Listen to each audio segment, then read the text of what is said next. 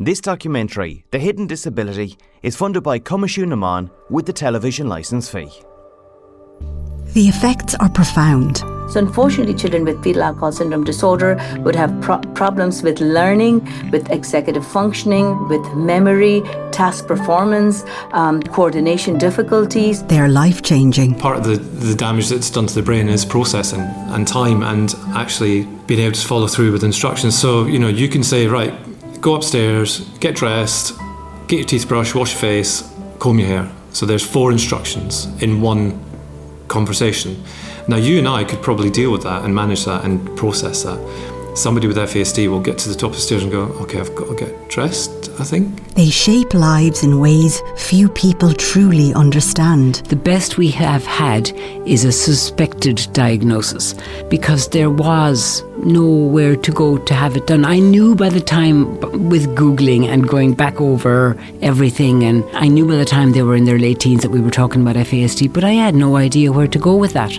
Or what steps to go. There was no support network when my children were growing up. This is The Hidden Disability, a closer look at fetal alcohol spectrum disorder. This is a condition that often goes unseen, often misunderstood, and far more common than many realise. Globally, it's estimated that 8 in every 1,000 children are born with FASD. But here in Ireland, the picture is even more stark. Ireland ranks among the highest prevalence rates in the world. It is second behind South Africa.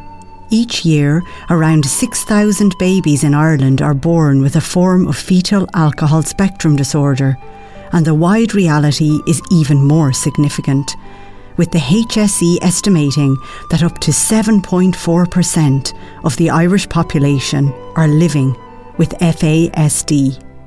This is not rare. It is rarely diagnosed. This is not isolated. It is hidden. This is a part of our communities. Fetal alcohol spectrum disorder, FASD, is caused by prenatal alcohol exposure. This can occur if a woman drinks any amount of alcohol immediately before conception or at any time during pregnancy. Alcohol exposure can affect the developing fetus at any stage of pregnancy, and the impact is lifelong. There's also a shared responsibility.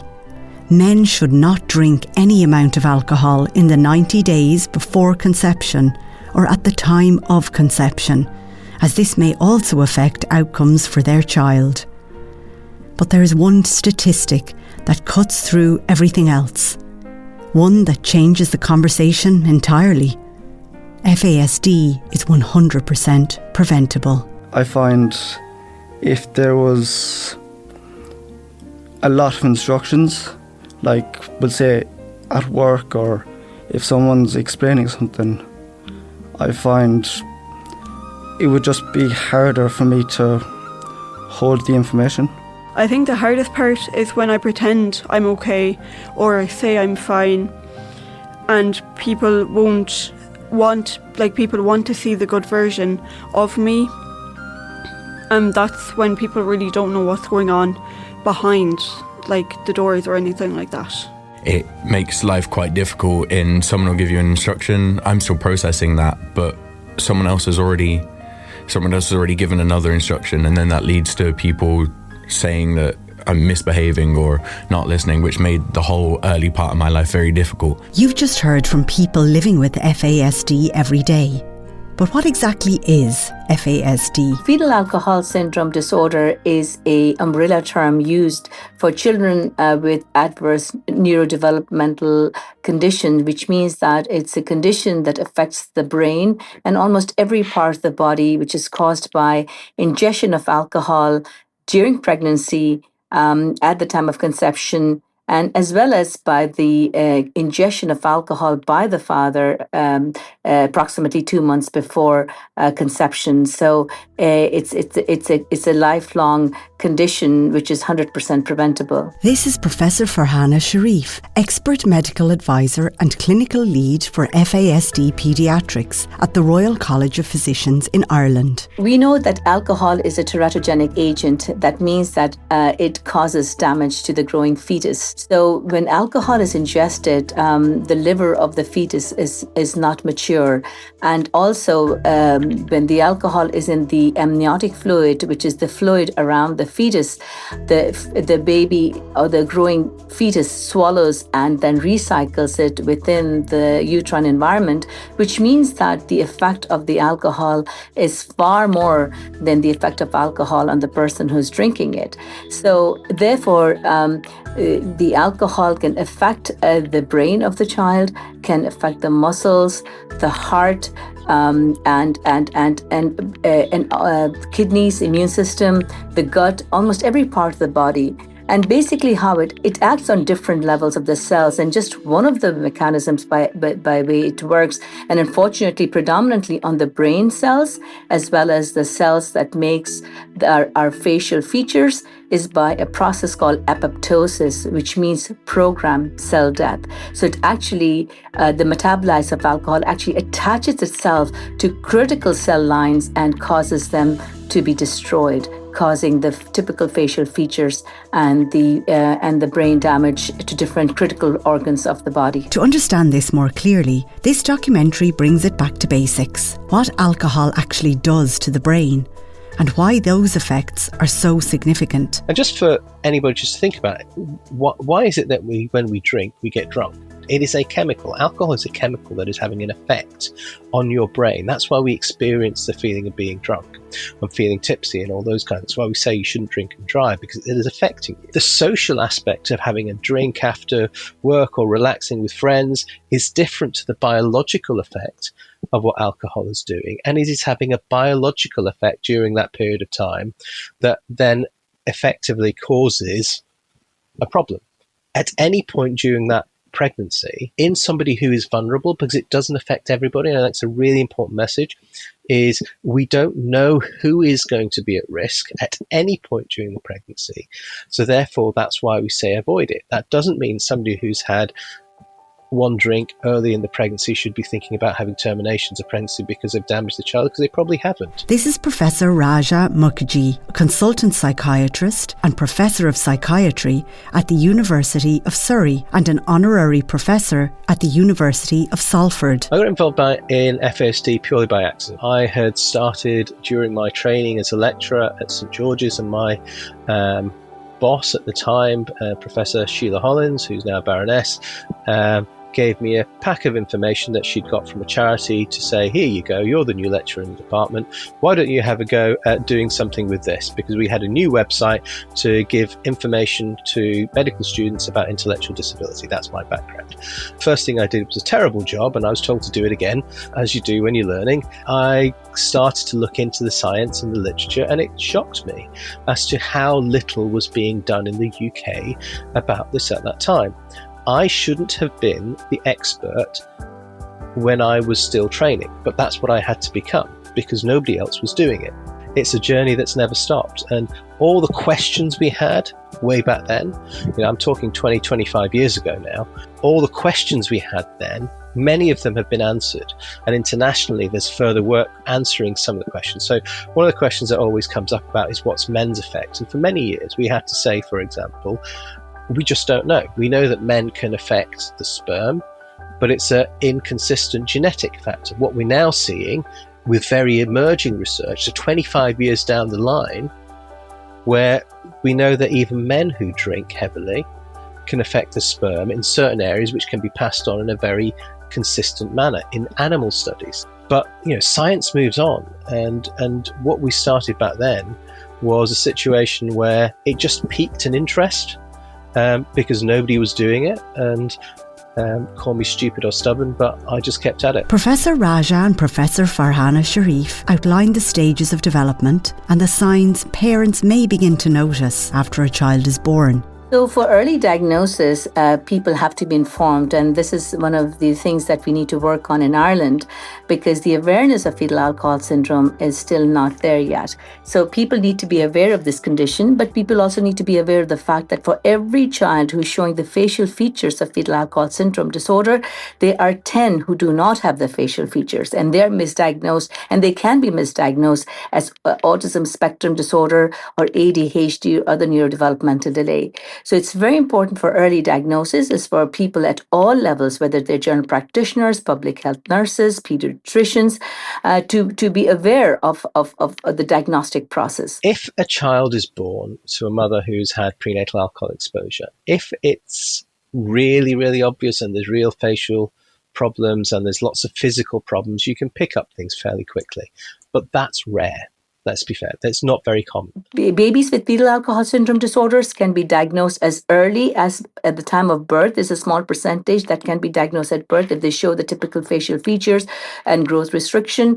And then as they grow older, you can also diagnose them by their profile. And the majority of children coming with fetal alcohol syndrome disorder, like I said, will not have the facial features, but they will have the neurodevelopmental delay, like they will have the mental health issues, they will have neurodevelopmental delays, they will have difficulty with their memory, their executive functioning, motor coordination, and they will all, unfortunately, be misdiagnosed if clinicians are not aware of the process or the diagnostic pathways. The next stage is in that first couple of years where you start to see they're not developing quite right, there's difficulties going on, and they tend to be the more challenging group. They tend to be the group where the damage more severe and the presentation is more severe.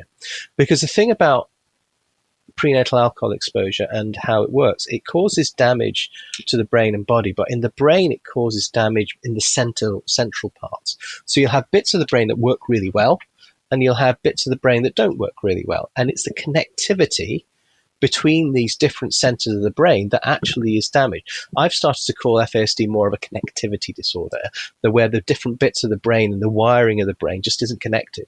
And so the different sections are not working together. You know, it's like putting locks on and then you're having to talk to the guy next door in your office and you can't get there. You don't know what to do, so you do the wrong thing. And that's pretty much what it's doing. And you don't need that until you get older. And so if you think about a 5-year-old compared to a 10-year-old at primary school, a 5-year-old doesn't pack their bags, put their lunch in, get their gym kit together. But by the time you come to the end of primary school, that is more expected. And that is about the maturity and the connectivity and the executive function that starts to show. And that's how it also presents in the children, is as they get older, once they have to use the bits of the brain that need the connections, that's where you start to say, well, actually, this child is struggling a bit more. What's going on? But actually, they've done okay because they talk well, doesn't need connectivity. They can do the simple task, doesn't need connectivity so much, and they're doing okay. And so you miss it until you get to the point where it's needed. So you've got different stages where it occurs. So the obvious ones present early. About 8 or 9, you get a group of people where they're still presenting and functioning more like a 5-year-old when the other children at their age are starting to surpass them. And then again, secondary school, you'll often see it. The ones who get missed by that stage are the ones who end up with the real difficulties because they become teenagers, they don't want to have any problems, they don't want to not fit in, and all the behavioral stuff and the difficulties and challenges and the mental health things that start to occur develop during that period. So different stages in life lead to different types of presentation. For decades, awareness around self-care during pregnancy was limited. It was a very different time, shaped by a different generation and understanding. I was under a lot of stress, so I went to the doctor, and the doctor actually said to me, you can have some sleeping tablets to help with the stress, because stress isn't good for the baby. And I was like, are you joking me? You're giving sleeping tablets and you can't do that, surely. He said, well, it's either that or have a tot brandy, just chill, just, those weren't his exact words, but it's like, have a tot of brandy then if you refuse medication.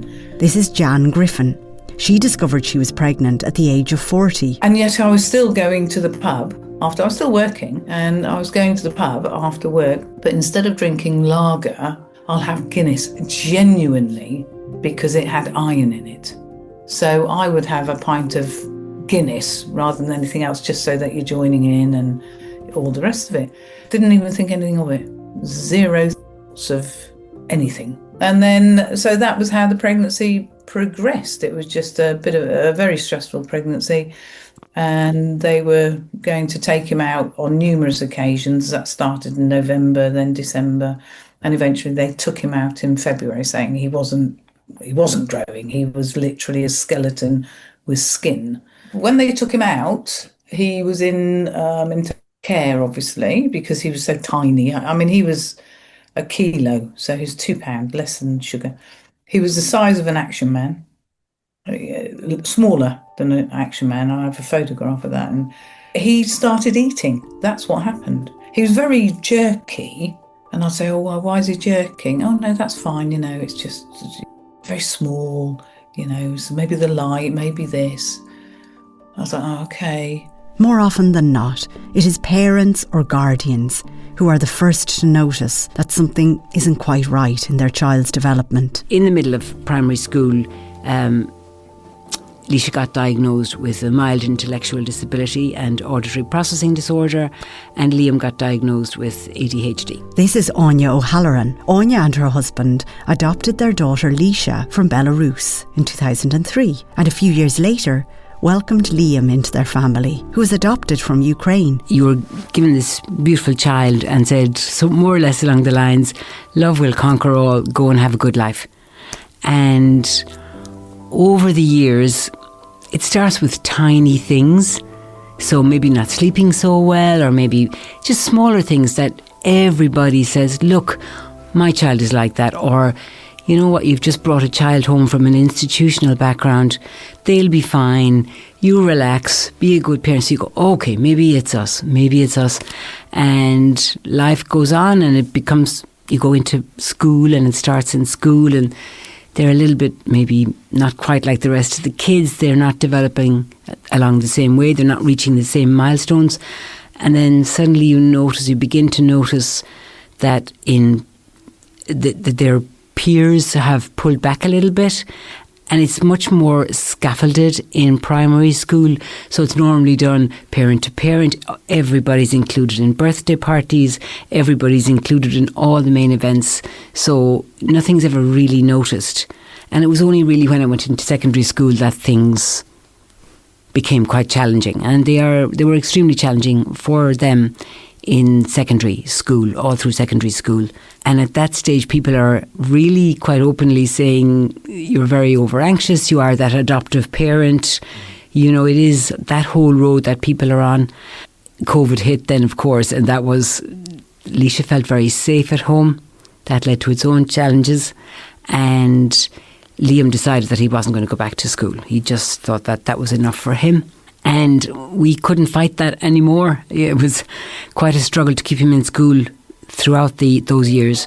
So we said to him, if you have a possibility of a plan, because you can't leave without a plan, and he came up with this apprenticeship. Another child who was adopted is Jacob Casson-Rennie. Before his adoption, his foster carers and social workers had raised concerns that he may have ADHD, along with a number of other developmental challenges. And because he was a foster child with us to begin with, before we adopted him, we had the unique opportunity, I guess, of being able to look at some of those labels and peel away some of them. Some of them were due to the way he was cared for previously, and then some kind of new behaviours or symptoms came apparent after he kind of felt a bit more secure with us. Speaking here is Scott Casson-Rennie, Director of Operations and Deputy CEO at FASD Ireland, and also Jacob's adoptive parent. For the first kind of 18 months, maybe, he was just like a normal kid who'd been in the care system, who'd, had to come to terms with a lot of stuff that was thrown at him.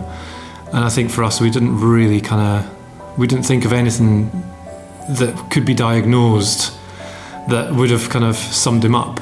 He has ended up being. But I think after 18 months we knew there was something really not right, and that was because there was a lot of kind of physical abuse towards us. For the most part, it was kind of unexpected. So, the first time it ever happened, I remember we were in a holiday home, and just because I don't even know what happened, but just all of a sudden he just went in a massive meltdown, and we weren't equipped to deal with it. But it was physical, he was physically lashing out, he's hurting himself, banging his head off the counter, and to the point where we actually had to hold him and hold him in a way that we'd not been trained to do. So it was really difficult, even looking back on it now, you think, did we do that right? Was that the right thing to do? But if we hadn't done that, then, potentially we would have done himself and us a lot more damage than he did. And of course, I guess we were worried. 7, 8 years old, well, he would have been 8, 9 then, but if he ran off, where would he go? Where would we find him? Would he make it? So the first couple of years were kind of up and down, but I think for the most part we kind of put it down to having the experience of the older 2 boys, putting it down to him settling in and kind of shedding some of this, because it can shed some of the skin that they've come kind of with, if you like, and then. Yeah, it's just like there was definitely something not right, which is why we went down the route we did. In 2011, Katie was adopted from Georgia in the United States, arriving into a new country, a new home, and a completely different way of life, at a stage when many of her early experiences had already begun to shape who she was becoming. As Katie grew up, and we were kind of trying to identify the little issues that were going on with her, some of the issues kind of mimicked autism a bit, but didn't quite fit. Right now, we hear from Linda Kiley, who, along with her husband, adopted Katie, who was initially diagnosed with sensory processing disorder. And that explained a lot of her overwhelmed feelings, emotions, trying to explain things to her. She had a very high pain threshold. A lot of things, I suppose, that when we look back now, we can contribute to, yes, sensory processing disorder, but more to her diagnosis of FASD. So before she went into secondary school, we kind of felt, well, if we don't have something on paper as to what's going on in her brain, we won't be able to get any supports for her, and she definitely needed something. So we linked in with a clinical psychologist who had worked with another member of my family and also through another family that I know of. He did a range of assessments with us and Katie, and then her diagnosis of FASD, and also drugs are in there as well. That like her brain was definitely affected by something pre-birth. So that was last March, 12 months. And then the barrage of what do we do now, where do we go? And we discovered FASD Ireland. And that's where all our learning and support really has come into play since then. But on our day-to-day, coming to terms with what it means for us in the future, we would be totally at sea without FASD Ireland have given us, because we know what they're telling us is true. We can see what we're living with, how to manage, how to cope, and all the positives and the strengths that go with that. We return now to Jan Griffin, who reflects on those early moments, the small, often subtle signs that her son Rossi wasn't developing at the same pace as other children, signs that only became clearer over time. He was 2 years old, and he was just naughty and wouldn't listen, and normally at that age they would know to do this. He couldn't really hold a knife and fork properly, and then we put him into a little prep school when he was 3, where it is more structured, which he did quite well at. With the structure, you do this then and that then and that then.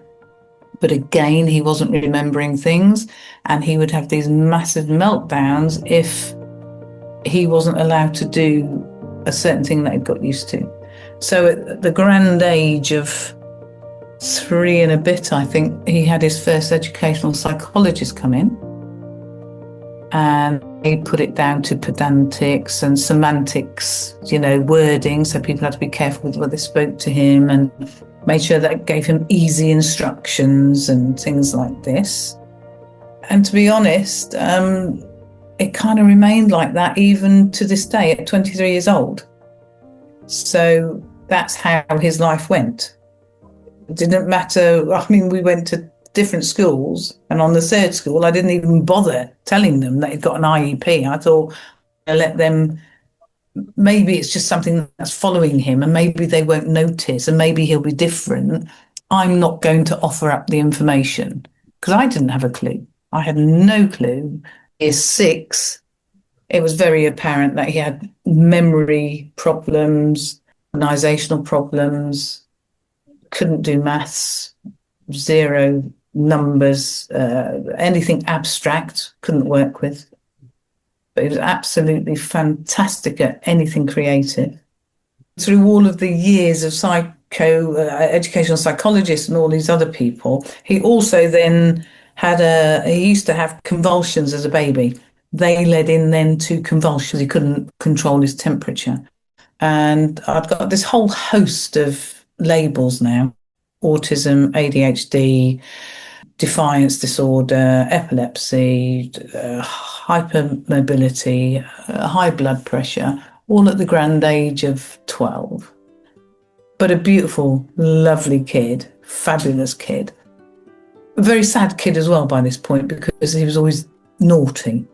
And his go-to word was, "Am I bad?" Professor Farhana Sharif outlines the challenges faced by children, teenagers and adults living with fetal alcohol spectrum disorder throughout their lives. A lot of these children, as they're growing up, will have difficulties with learning, because our learning is dependent upon the ability for us to pay attention to the task performance, and when we look at something, when we pay attention to something, it then encodes within our brain and goes into a memory center, which is called the hippocampus. So that pathways are damaged, because alcohol predominantly affects our prefrontal cortex, the front part of the brain, and that is our moral compass, that is associated with our executive functioning, that is associated with our self-regulation, self-affirmation, so things that makes us emotionally intelligent. So unfortunately, children with fetal alcohol syndrome disorder would have problems with learning, with executive functioning, with memory, task performance, coordination difficulties.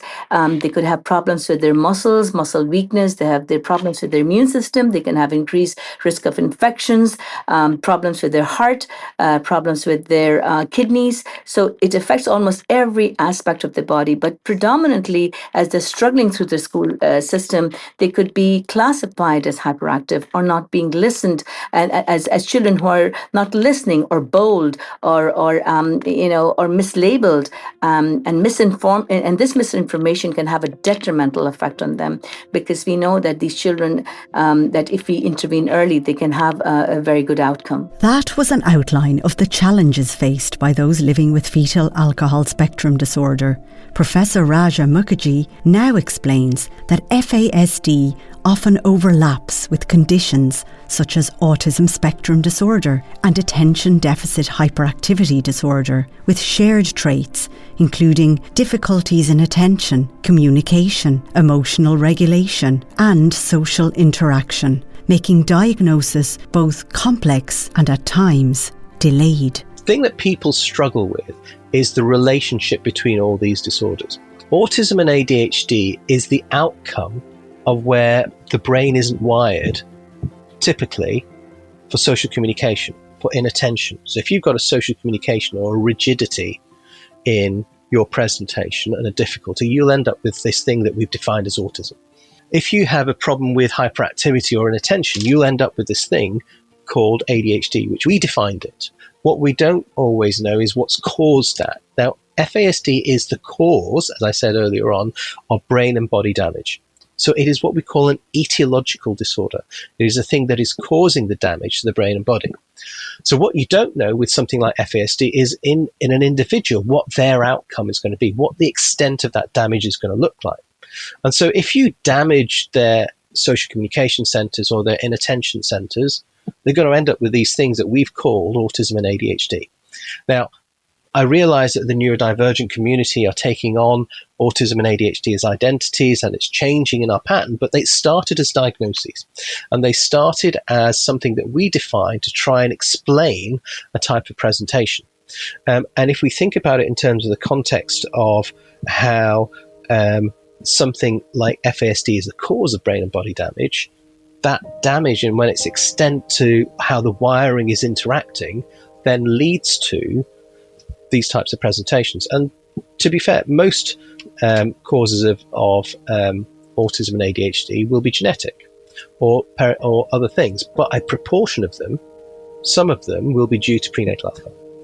And so it's not that it's a wrong diagnosis, but understanding the relationship is why I think a lot of people don't get. Current figures show that Ireland has the second highest prevalence of fetal alcohol spectrum disorder in the world, making the establishment of FASD Ireland not just necessary, but vital in supporting individuals and families across County Clare and the wider country. And I was sitting at home and I just said, you know what, there's nothing here, nothing at all here for people like us, families like us who live with FASD. This is Tristan Casson-Rennie, founder and CEO of FASD Ireland.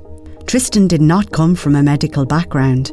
His early career was on the railways in the UK, but as the adoptive parent of Jacob Casson-Rennie, it was his experience of raising Jacob that led him to seek answers and establishing FASD Ireland. I was around 45 years old at the time when I was leading a team on the West Coast Main Line in England, looking after London to Birmingham. And my boss wanted a meeting, and she said, look, we've realised that since you've had this third child placed with you, that life is becoming a struggle for you. We're noticing that you're coming into work at 9 o'clock in the morning, but you're having to then leave and turn around at 9:30 in the morning and go back to a school to keep him in school. So we'd like to support you with that. And so we've spoken to HR. There's no pressure here, but if you'd like to, we can give you retirement because you've done 25 years. What do you think? And without a hesitation, I took it. I just said, yes, I'll do that. And they said, do you want to talk it through with Scott? And I went, absolutely, no way. I'm taking this opportunity. From there on in, I spent the next 5 years as a stay-at-home dad.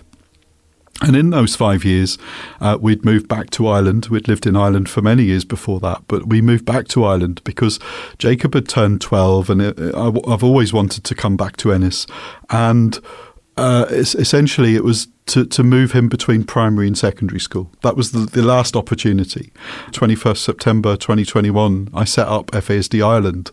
And all I've ever done since that time is be like a sponge and learned and attending conferences and meeting with clinicians and talking to families who live with a condition, talking to people who live with a condition, asking what their experiences are like.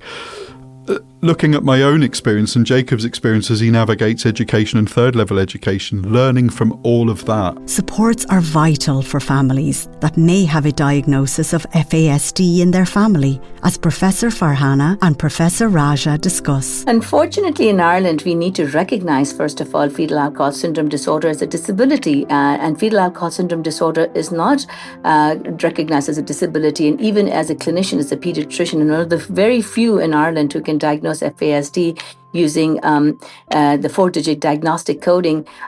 Even if I diagnose it, these children will not get any resources. So it is a big barrier for us, and that's why it's very important to recognize FASD as a disability. So when we don't recognize as a disability, there are no resources available for them. Unfortunately, these children are mislabeled as ASD. They do get resources, but we know that the children with FASD are different from children from ASD. So the approach will be different. Some of the medications we use in children with ASD will not work for children for FASD. And so talking generically, what we know is if you are able to get the individual, explain to the individual what their strengths are and what their weaknesses are, what we do is we scaffold the weaknesses and say, we'll help you with these, and we'll build on what you're good at. So they're quite often very musical, quite artistic. Parts of the brain are preserved in terms of their functioning, so it does really well. So let's build on that. Let's make your self-esteem really good, but we'll help you with your maths. We'll help you with your organizational skills.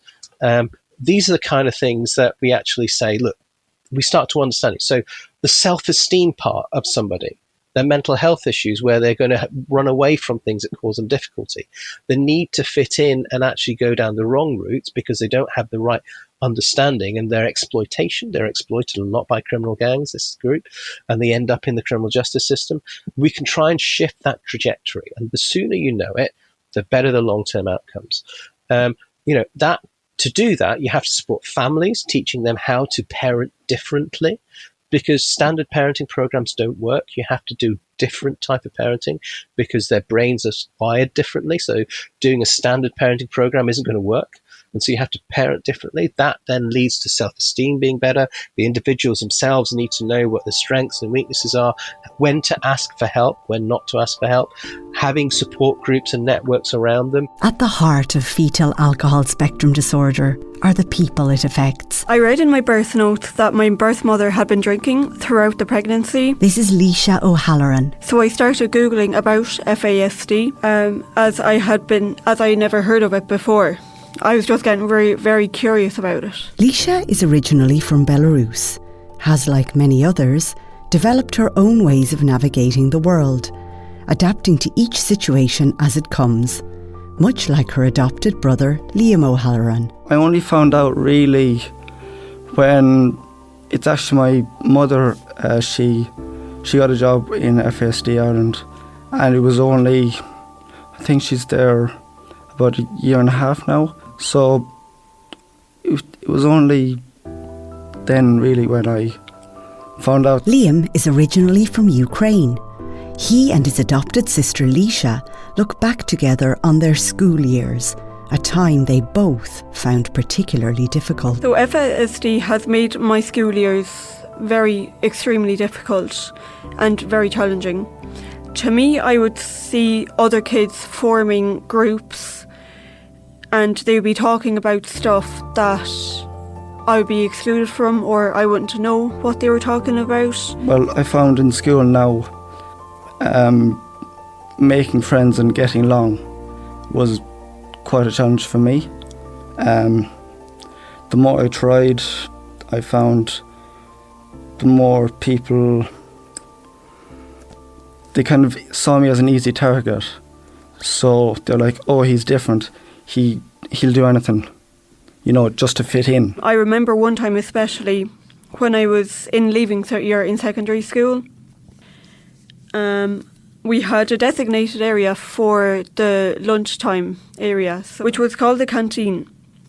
There were rows of tables on either side of the room, and everyone had gone into town, and I was sitting on my own on one side, and there was a group of girls sitting on the other side, and they looked over at me and they just looked over, but they didn't invite me over.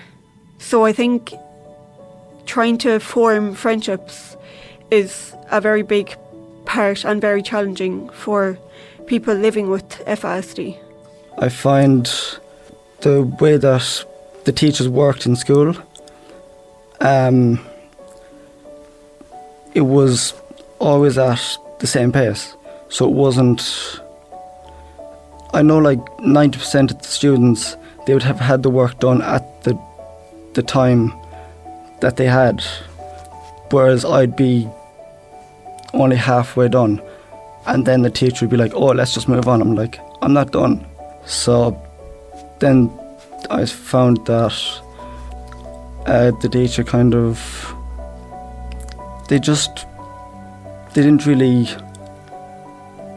ask me what way could we help. For many children and teenagers living with fetal alcohol spectrum disorder, following instructions can be particularly challenging, as it relies on clear, simple and consistent communication, something made more difficult by differences in processing speed, memory and executive functioning. For myself, with someone that likes to play sport a lot, that has probably been, sport and school, the two main struggles for myself. Now we hear from Jacob Casson-Rennie, adopted by Tristan and Scott Casson-Rennie, describes how keeping up with fast-paced and continuous instructions, particularly in sport, proved challenging. It makes life quite difficult in someone will give you an instruction, I'm still processing that, but someone else has already given another instruction, and then that leads to people saying that I'm misbehaving or not listening, which made the whole early part of my life very difficult,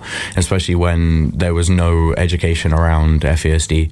So when we first moved to the country, school was very difficult and there was no support and no no help and understanding for that.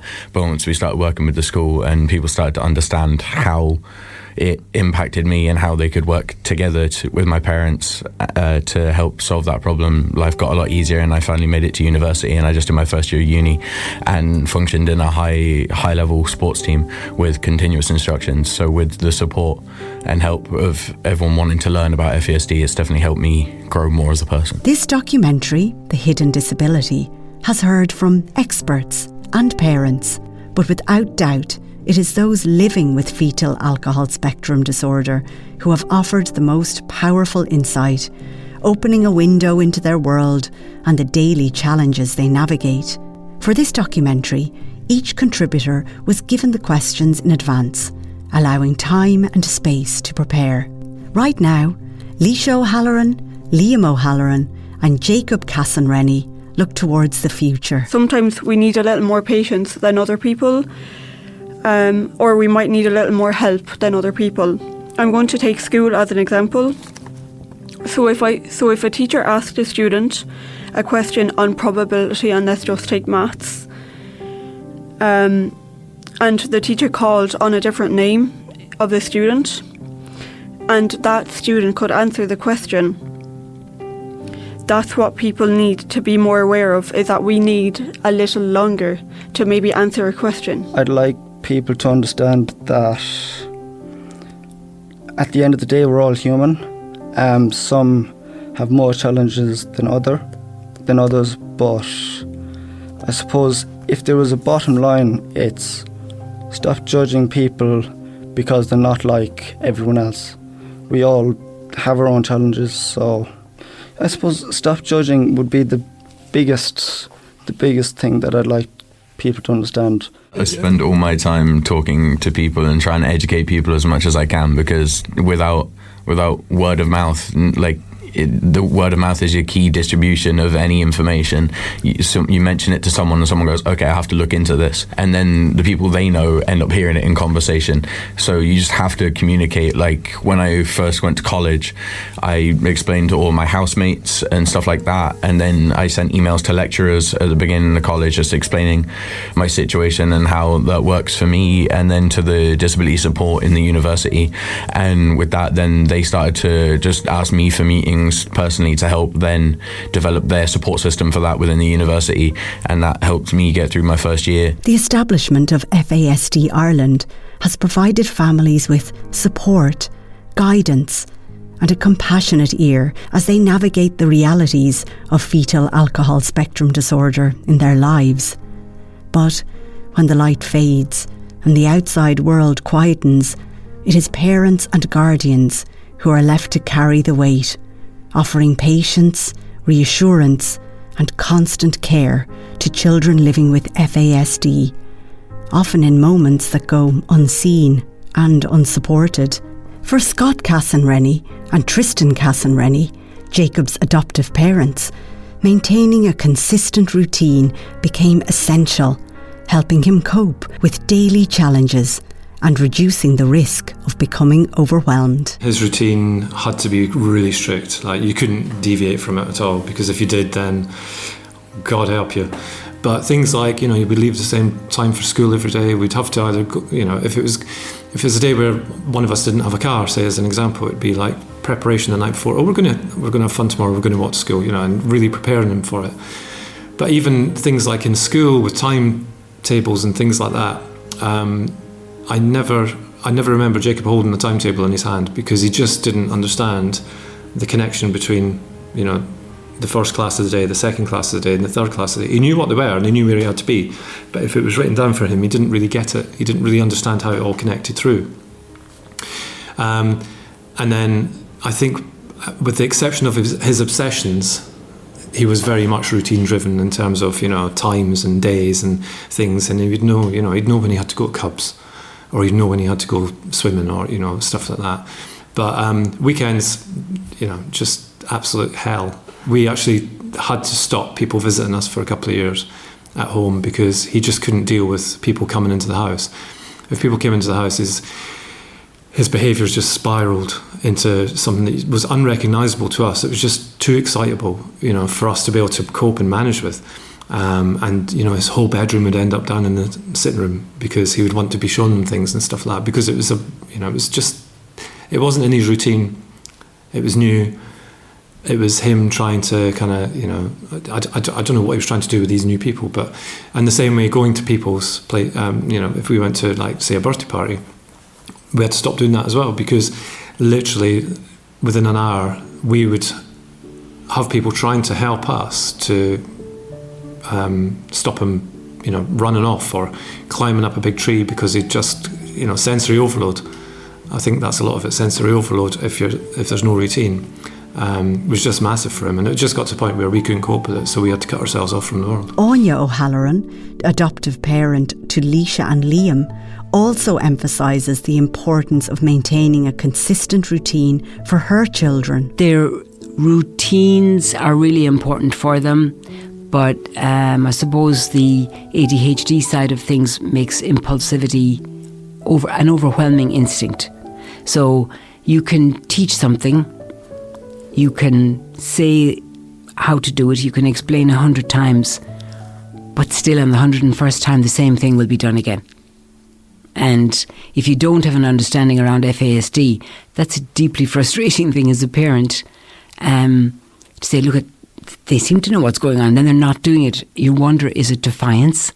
But it's actually the impulsivity just literally controlling the situation. And that still goes on all the time. Because we talk about having an external brain, it's really important, struggling with time management, with money, with routine, with hygiene, there's so many things that really are a struggle. Liam was delighted to discover that external brain. I wasn't quite sure how it would be taken. But when you know that there's somebody at your side who's going to help you not do the money for you, but do it every week with you and show you how to pay the bill and show you how to, but that has to be done every week. Yeah, so it's still a challenge. I think it will continue to be a challenge for them, for their lives. It's, effectively it's a damage to the brain. As long as they know that they've got support and that somebody is going to be with them to be that external brain for the times they need it. Linda Kiley, along with her husband Donal, has created a life for their adoptive daughter Katie, where she is supported, loved and cared for. But despite that, Linda still carries a deep concern about what the future may hold. I'm gone to the point where someone says to me, oh, she's a typical teen. I nearly go for them. And it's an awful thing to say, because there are more pitfalls for Katie. We've seen her get into things that we never thought she'd get into. And she goes headlong in. There's no switch there at all that says, hang on 2 seconds. There's no stop. And even when she's in the middle of something then inappropriate, she doesn't understand why it's inappropriate. She cannot fathom it at all. So it's constant reassurance. So yeah, look, I think the teenage years are probably our most challenging ones. Maybe I'm wrong in that. Maybe I'm trying to comfort myself by saying if we get to 18, if we get to 22, if we get to 23. But I have also, I take great comfort in the fact that I know the work that we have done with Katie throughout the years and the work that we continue to do, in our method of parenting, I suppose, and the lovely home life that we try and build around the three of us. That does stand to her, and we know what her needs are. And as they change, we have to change. But I do fear for the future. I fear for, as adoptive parents, we're older parents as well. So there's always that in the background of there are no other siblings. So who do we rely on to mind Katie when she's 23, 24, 25, if one of us or both of us are not as able or are not around? She ended up in a situation that became out of our control, out of her control, that we didn't even know she was stuck in the middle of. And it all happened really quickly and became very dysregulated. And she left home and we had a whole load of services involved. She ran away one day and we didn't feel that she was safe. She didn't feel safe. And we were trying to kind of explain to her why. And my husband told her, that there is something in your brain that needs a little bit more mind. And at the minute, we've said until your brain grows a little bit more and you get that little bit that's able to manage for itself, then we need to keep you extra safe. And you need to understand this. And she doesn't really understand it, but she does know she has FASD and she knows she has sensory processing disorder. So, she does say, I don't want to be, I'm different enough as it is kind of thing, FASD Ireland was born out of a determination by Tristan Casson-Rennie and Scott Casson-Rennie to ensure that those living with fetal alcohol spectrum disorder, many of whom had felt voiceless for so long, would finally be heard and supported. And while Tristan and his team have supported thousands along the way, there was one person in particular, one moment, that showed him just how much this work truly matters. It's a tough one to talk about, but we had a child who was having severe problems staying alive, and the parent called our helpline, and the job for us was to keep the boy alive. He was 16, and I used everything at my disposal that weekend. We work Monday to Friday typically, but that weekend I worked and kept in contact with the parent every 4 hours. The parent had nowhere to go. The HSE wasn't interested. The child had been discharged from care back home. CAMHS wouldn't engage because FASD isn't recognised. There was just nowhere to go. And between myself and our hub coordinator and the parent, we were able to sustain that boy for the weekend. I did break one of the rules, which was that I reached out to Bernard Gloucester. People, you don't do that. You just don't do that. You talk to the other people, but you don't reach out directly to the HSE chair or CEO. But I reached out to him and I said, Bernard, I've got a real problem here. I need your help and I need it now because there's a life on the line here. And fair play to Bernard at the time. He literally, it would have been 7:00 in the evening on a Friday night. He got the head of CAMHS to ring the parent at home, to give them an assurance of the care plan and an appointment, and that they would deal with the situation. And, for me, hearing that boy prospered and is back in school and has not taken his own life, that's when we make a difference. Professor Raja Mukherjee and Professor Farhana Sharif have dedicated many years to working in the field of fetal alcohol spectrum disorder, and both believe there is still much to be done. I think it's very important, recognition of this condition as a neurodisability. We need a lot of resources being put in because we are dealing with the most common preventable cause of developmental delay in children. Like I said, it's a hidden disability. There's a lot of suffering out there, silent suffering, because this issue is not addressed. So major public health campaigns. We need all clinicians at all levels, general practitioners, public health nurses, pediatricians, psychiatrists, children disability network teams, everybody to be upskilled in learning more about these conditions, having a national center of excellence, where diagnostic can be performed, where national frameworks have been put up for children with this condition, resources have been put in at all levels, at a central level as well as the peripheral levels through the CD&T. So we already have children disability network teams in every area in Ireland. So it's once we have this National Centre of Excellence, by osmosis or by default, hopefully the clinicians within the CD&T can be upskilled. That other people could look at the work we've done in other parts of the country and say, oh, that's sensible, let's take that forward. So I would like, if anything, in the next 12 months, for that momentum to start again, so then we can start to get things moving, both in terms of clinical practice, support for people post-diagnostically for research, because there's not enough money going into it for research. All of those things were starting to happen and stopped because of COVID. So I think that we're now 5 years on from COVID. It would be nice if we could start to think about how do we get things moving again. One of the driving reasons Tristan Casson-Rennie and Scott Casson-Rennie established FASD Ireland was their own experience as adoptive parents to Jacob Casson-Rennie, through the right support and understanding, Jacob, like many others with FASD, has been able to build a more stable and positive life, something Scott speaks about with a deep sense of pride. Just felt that come to my eyes there. Do you know, like, I've got 3 boys. I'm proud of them all, obviously.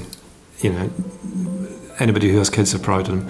But I think the way he's managed to navigate his own life, yes, we've had to help him. Yes, we've had to go into school every day, you know, for 3 years, just constantly banging on doors. You know, I've walked out of meetings in schools, you know, telling teachers that, you know, I've felt kind of railroaded into a meeting that was called for something and then something else has been kind of talked about when we've been there. But I think the pride in him is because partially because of his obsessions, he was obsessed about going to university, and he's ended up going to university because he was adamant that he was going to university. But when I think that, you know, I never went to university. I didn't, you know, I went through high school and that was my lot. I'd done with like mainstream education. For him to get to where he is, you know, he's got a little job for himself. He, you know, he allows us to manage his money because he understands that he's not the best with money. He gets himself up in the morning to go to his lectures. He, you know, if he needs support, he'll ask for it. Might be a bit delayed in asking for it, but, you know, and then I look at his social skills and I think, you know, wow, you know, I've not even got those social skills. You know, I couldn't go and do what he does day in, day out. So I think in terms of pride, you know, yeah, it's immense for him, absolutely immense. The future of FASD Ireland is centred on raising awareness, supporting those living with fetal alcohol spectrum disorder, and providing clear guidance to families navigating its challenges. CEO of FASD Ireland, Tristan Casson-Rennie, outlines his hopes for the future. I guess I have a couple. The first one is that the country recognises FASD as a neurodevelopmental disability. That has to be the priority. The country must recognise everybody who lives in this country that lives with FASD. It's a requirement of the UN CRPD, but today we're currently in breach of that, and it's important that we step up. It's important that our politicians recognise FASD and put it on statute as a recognisable disability. Secondly, I'd like to see an assessment or diagnosis pathway, a statutory one. So we're aware of the 4-digit diagnostic code that was developed. That's world class in terms of diagnosing FASD. It's free, the HSE doesn't have to pay to use it, but they don't want to use it. We've begged them to use it, they don't want to. So that assessment pathway is fundamental. And then what's the point of a diagnosis if you can't support people? So we would like to see a framework of support for people and their families and clinicians who have to work or live with FASD. It's really, really important because you know what, living with FASD, and I'm lucky, I'm a parent of 2 children who live with FASD, but living with FASD is exhausting. And so people need support. And so they would be, I guess, my top 3 of what do I want to see. Each year, International FASD Awareness Day is marked across Ireland, with prominent buildings lighting up in red, from Oras Cunday an Chlár to Leinster House, serving as a visible reminder of a condition that is so often invisible. It is a moment to pause, to reflect, and to recognise the thousands of individuals and families living with fetal alcohol spectrum disorder. There may be no single solution, no simple fix, but there is something we can all offer: understanding, patience, support. As a county and as a nation, we have the opportunity to create a more informed and compassionate society, one where those living with FASD are not overlooked, but acknowledged, supported, and included. For more information, support or guidance, you can visit FASD Ireland at fasdireland.ie. This documentary has been produced by Padraic Flaherty. Special thanks to Anya O'Halloran, Jacob Casson-Rennie, John Griffin, Leisha O'Halloran, Liam O'Halloran, Linda Kiley, Professor Farhana Sharif, Professor Raja Mukherjee, Scott Casson-Rennie, Tristan Casson-Rennie. This documentary, The Hidden Disability, is funded by Cumashunaman with the television licence fee.